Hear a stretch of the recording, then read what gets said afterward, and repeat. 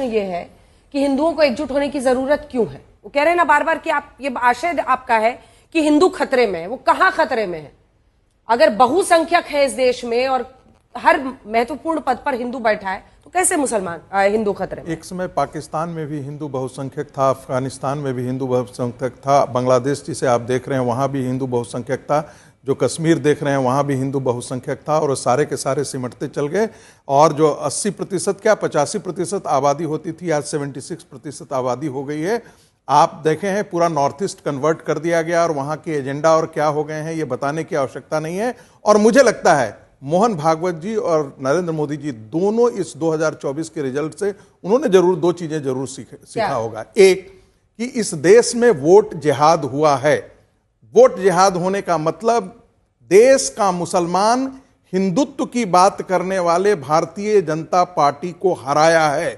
और ये आंकड़े मेरे पास हैं जिसे मैं बूथ वाइज पूरे देश का दिखा सकता हूं कि हर जगह जहां मुस्लिम डोमिनेटेड एरिया है भारतीय जनता पार्टी को 2 सीट, 2 वोट आया है, 3 वोट आया है, 5 वोट आया है, 4 वोट आया है।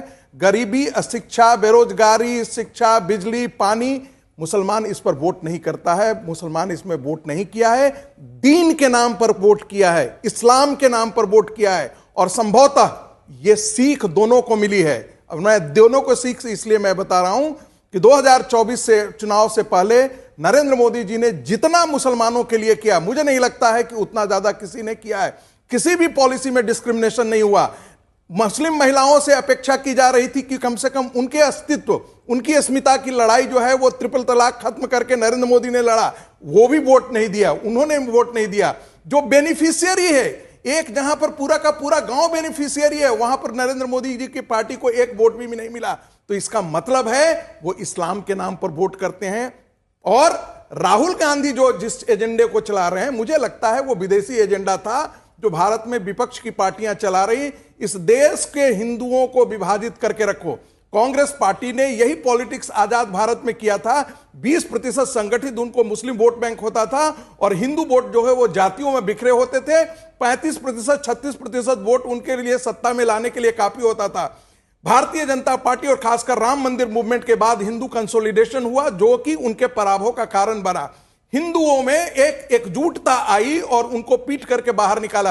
अब राहुल गांधी, जो आपको याद होगा कि 2019 के चुनाव से पहले कैम्ब्रिज एनालिटिका ने एक प्रयोग किया था और यह विदेशी एजेंसी थी। तो फैजाबाद की सीट क्यों हार गई बीजेपी? मैं वही कह रहा हूं। कैम्ब्रिज एनालिटिका का प्रयोग को ध्यान में रखिएगा, उस समय वो नहीं किया था। राहुल गांधी मुसलमानों के बीच में जाने के बाद मुस्लिम लोगों ने कहा कि आप सॉफ्ट हिंदुत्व का एजेंडा के लिए हम तो आपके साथ खड़े ही हैं, आप हिंदुओं को तोड़ने की कोशिश कीजिए। राहुल गांधी का यह प्रयोग जो है जातियों के आधार पर यही है। और एक बात और जोड़ देना चाहता हूं, लेबनान के अंदर यही प्रयोग किया गया था प्रोपोर्शनल रिप्रेजेंटेशन का। यह 1926 में प्रयोग किया गया था। लेबनान में क्या हुआ था, पहले वहां